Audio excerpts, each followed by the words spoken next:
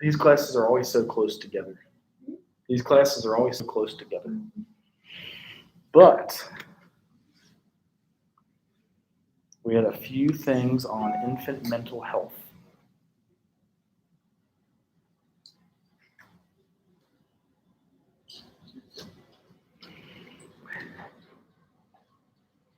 In fact, I think some of these are kind of funny. So, um,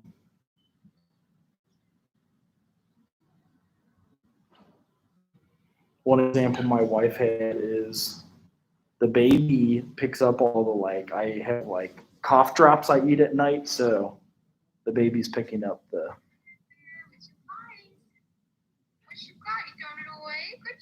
She throws stuff away for us. She'll and then there she is with her brother. She slept for 2 hours on the couch. Nice hair, Bear. She has crazy hair. My name is Earl. And you're teething. Yep. She's teething. So speaking on infant mental health, it can go with mom. If mom's in a bad mood, the baby can be in a bad mood too. Okay, Bear. If mom's in a good mood, she can be in a good mood. Oh my God. She's kind of crazy. Frighteningly odd.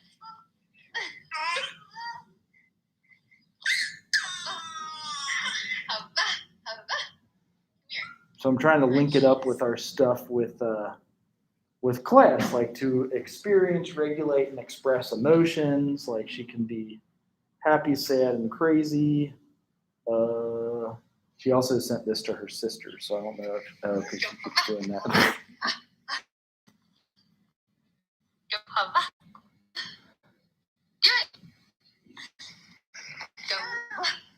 They don't know how to talk yet, and when you ask them different questions, that's part of the form close, secure, and interpersonal relationships. So we're also bringing her out to see family, and then explore environments and learn the context of the family, community, and cultural expectations for young children. Usually it is you can intuitively understand when something is going wrong. Usually it is when the child is silent and does not do anything. That's right. The main point that something is going wrong. It's true, yeah. So you can know that something's not great, and they could be struggling in ways. So the social work field promotes healthy social and emotional development. 0 to 3 diagnostic classification task force was law that we put into place in 1994 in the United States. So this task force defined those things, developing from birth to age 3. They experience, regulate, and express emotions, form close, secure interpersonal relationships, and then explore environmental stuff. So that's kind of an example of those. Now, the mental health is interesting. So infants are vulnerable to abuse and neglect. We've seen some of those, and I guess I haven't shown a lot of videos because it's kind of sad. Some neglect is bigger. I don't remember if this PowerPoint says it or not, but more often the abuse will be neglect. And it's just more mom is overwhelmed, dad is overwhelmed. There might be poverty. You don't have enough money or resources to do anything. Mom and dad could have a mental health issue, could have drug and alcohol diagnosis. They may withdraw from interactions and even seem to suffer from depression. So kids could even be like that. They can develop problems with feeding, sleeping, and behavioral regulation. Our oldest actually had to go to children's hospital because she wasn't eating great. So they just watch and make sure. They found out that she's more she doesn't like texture, like slimy foods and baby food. She doesn't like it. She's like, ugh. So actually, I think my wife showed me something she was eating today that was pretty impressive. Let's see if I can even find it. She was eating these snacks that I bought at Sam's Club, which is Sam Walton. And gosh, I guess we do send a lot of videos all day about the kid. Yeah, here it is. So I guess she likes the flavor or context of She's on this. the third square. Every time she finishes one, I ask her if she's done and wants to get out, and she doesn't want to. So I gave her more. So she likes whatever this food is, and I guess I'll go buy more on the way home.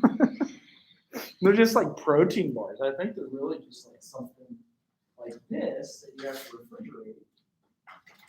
Probably, I don't know, one of these two. And then she just breaks them up into pieces, and they're not bad, they're healthy. So,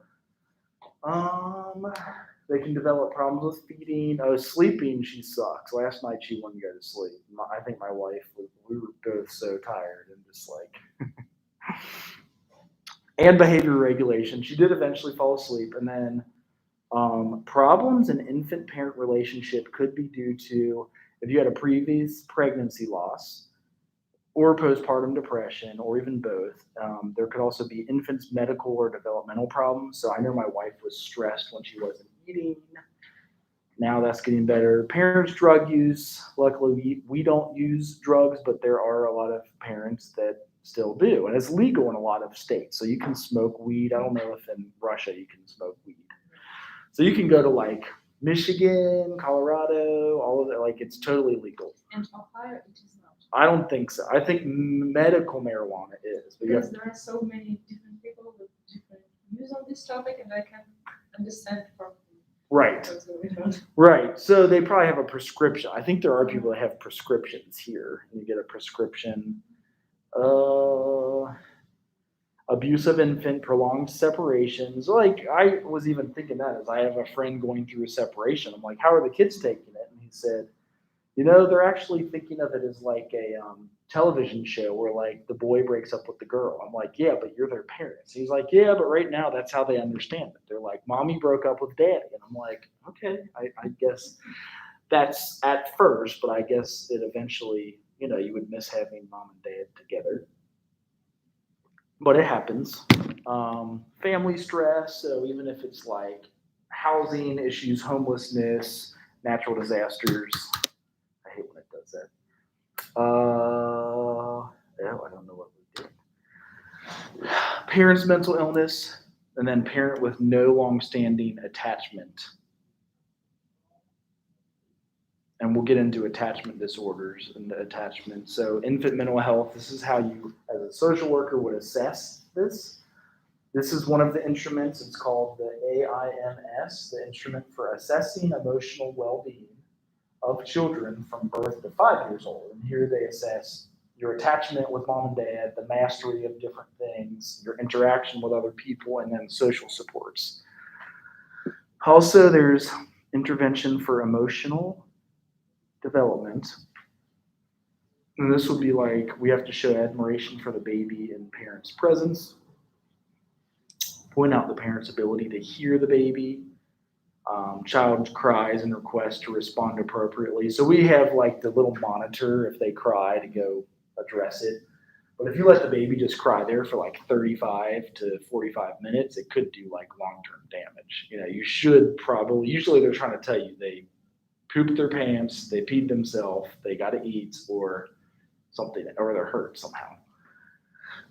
So attending to the cries, I know sometimes you can ignore them for a little bit, but I want to ignore them for a long amount of time. Discuss, as a social worker, you want to discuss the role of other parents in caregiving. Like what I do, because I'm not home a lot. She's home all day. So I'm gone at least 40 some hours a week. And sometimes when I get home, I want to like do nothing, but I usually am jumping right into helping. And, that's kind of more of the norm. And then discussing upcoming stages of infant development. And then comments on how proud parent must be to see the baby or child doing so well. So that's kind of like, as a social worker, how we do the positive engagement with them. So there is early interventions for developmental delay. This is where we saw the video about parents encouraged to institutionalize babies, but these intervention programs are then developed for infants with disabilities. And this is a lot of the social work jobs today. One of them is called the Head Start program, so service for infants and toddlers with handicapping conditions. That's a federal law that we pass. Also, the Americans with Disability Act. Most communities now provide infant stimulation or early intervention programs. And that's so you don't just have your kid laying in the crib all day long, because their brain will never develop. If they're just sitting there and like staring at the ceiling, they won't learn anything. Like they have to get out, do things, like thousands of neurons are firing. All like every little thing that I do, my kid watches me. You know what I mean? Like everything. There's no free time ever. Like I have to carry her to the bathroom with me. It's annoying. She'll be like, and she takes a bath, but she'll be like, "Oh, you're taking a shower." You know, she like looks at the shower and is all like feels the water and like there's sensory. Parents are taught exercises and activities to do with the child. That's weird. I heard that. She's saying, "When do you get to leave?" That's funny. She's probably exhausted. She's like, "Please come home and help me with these kids." So, parents taught exercises to do with the kid and child at home to enhance child's development. This is what you do as the social worker. Also, strengthening baby's muscles enriches interaction with the environment and enhances cognitive and physical development. So, a lot of times you'll like, right now, the dude that we have, the boy, is 4 months. So at 4 months, you have like rolling over on the mat. I think that was one of, they call it tummy time, where they sit on and they're supposed to lift up their neck because they don't have those muscles until like 4 months. And I think she had a good one where she's like, "Oh, you're doing tummy time?" I don't know. She didn't mean to send these videos that we're teaching it in class right now, but it's just the stage that they're at. So it's kind of funny. Maybe she does have. So he's able to move all his arms now. He's like 4 months. She's crazy. She's 15 months and. What are you doing, Barry? You got your blanket in here? Yeah. So he's able to now lift his head and move, you know, like roll over even. So that's like a new stage. You want to go night-nights?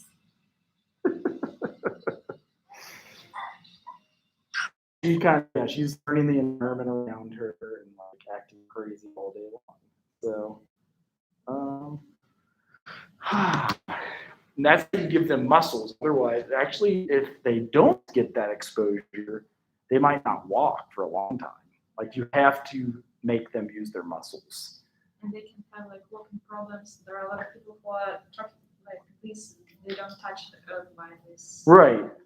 Yeah. It's all because they were not taught how to. Yeah. And you could have. I have a friend who, I mean, all babies walk at different times, but if you don't have them practice, they'll never learn. Like if you carry them everywhere or stuff like that. And some people have too many kids. They have to carry the little baby somewhere. They can't just let them walk. So that's why they all develop at different times. Here's some of the strengths and hazards as a baby. They could have an injury from accidents. So like head injury, illness susceptibility, sudden infant death syndrome. We already went over that. So SIDS is a big one where up until 4 months where they can't lift their head, you got to make sure they don't have like a blanket that will cover their mouth and strangulate them. Parents must take preventative measures. So again, alone back in crib, so they have to lay in their back and not have blankets or stuffed animals they can die from. Also, the breastfeeding, so they recommend 6 months exclusively breastfed. That is hard to do. They recommend it, but it's really, for the mom, it's very exhausting, especially if you have 2 kids. So I think we're at 4 months, and she's still pumping a little bit at night, but she does formula and breast milk. And this because antibodies are passed from the mother to provide greater protection against infection. Long-term benefits are like it helps with diabetes, it helps with leukemia, it helps with high blood pressure and asthma. And then less than 40% of babies aged 6 months or younger are exclusively breastfed. So it's almost half and half internationally. We did go through SIDS. The psychological stuff. So cognitive development and information processing. So the intelligence measured for you measure this in the baby from like their problem solving, their language, attention, and then memory, and then information processing. Children increase cognitive development through learning. So these are a few that they can do. Like at 1 month, they can follow your face. Like it's actually kind of funny because I think my son is used to my wife breastfeeding or feeding him. So like I fed him the other day and he's just like staring at me. Like he's not even drinking. He's like, Who is it? yeah. He's like, what the hell is going on?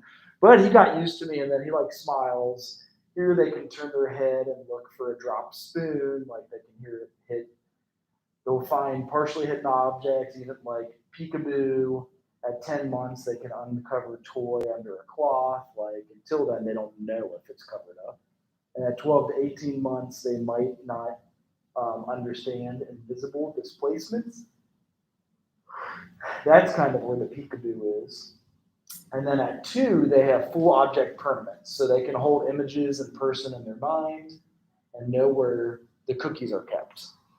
In fact, my brother is only a year and a half younger than I am. So my mom said when he was breastfed in 1979 and 80, I was almost 2, and I would push a chair across the room, climb up the chair, and get the cookies out of the cookie jar, and then like eat it in front of her because she's breastfeeding him and can't move. So the kids do kind of funny crap, which is hilarious. Here's how cognitive learning can occur.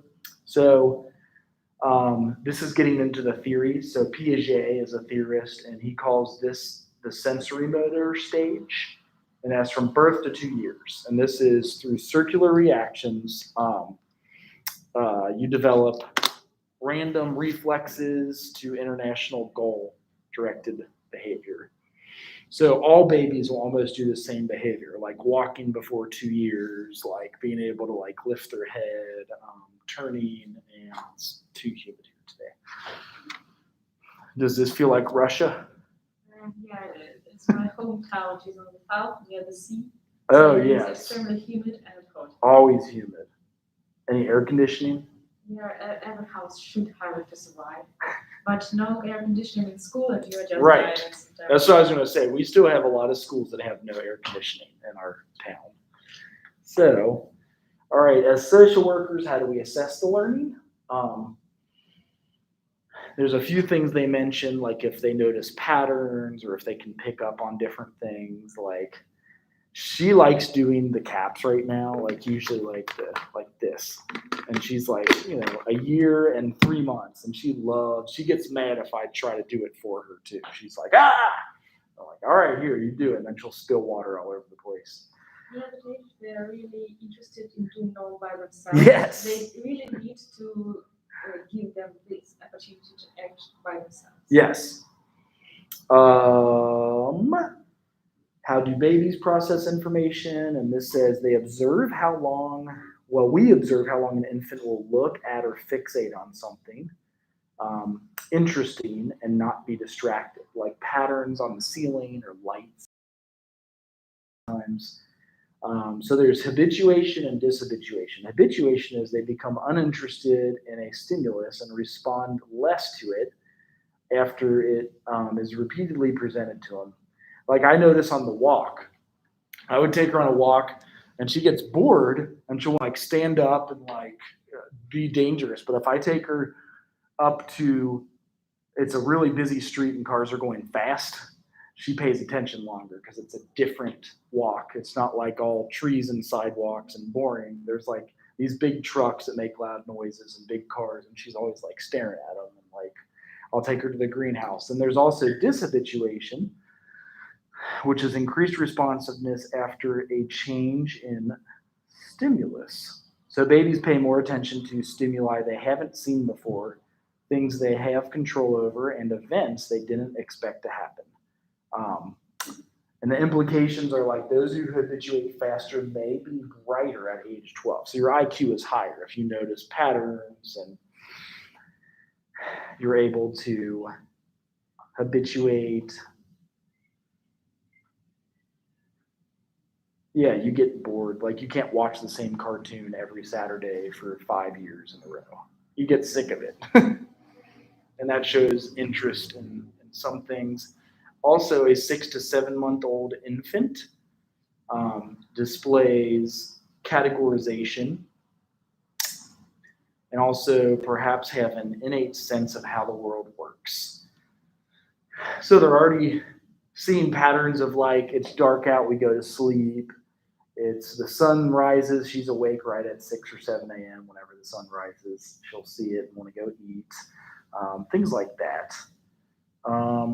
So these are more of things I want to get into next time. Oh yeah, you're leaving at 3 anyway, and I'm aiming for that. So, because the next paper is basically on ACEs. It's adverse childhood experiences. Yeah, we talked about them sometime. Paper tigers. We'll return to them next time. Yeah? When will we return to these? Thursday, when we'll have the next class, we will discuss ACEs. Right. Yes. I used to have free access to this film, but I no longer have free access to it. I used to show it in class, and it's a really good film, The Paper Tigers. I like myself Paper Tigers. It's, yeah, if you have Amazon Prime, well, you get it free with your Central State email address. I'm trying to get all these student subscriptions. Are you really? But they don't want to give me it. Because you don't have a U.S. address, or you No, don't? not the US address. I'm like putting all my information there, and they're like, no, we can't like check if it is really you. Oh, they want a driver's license or something, probably. Not, they need just like name, the university, and something that you already learned here. And I send them my ID, and they're like, no, and I'm like, great. Can you send a student ID? I tried. That It was doesn't just work. like go on the document I own. So you can't get anything, not even. Yes, but I'm trying, and Because you get a lot of free stuff. yes, I know. I hope that by the end of the semester, I'll figure out how to get like anything.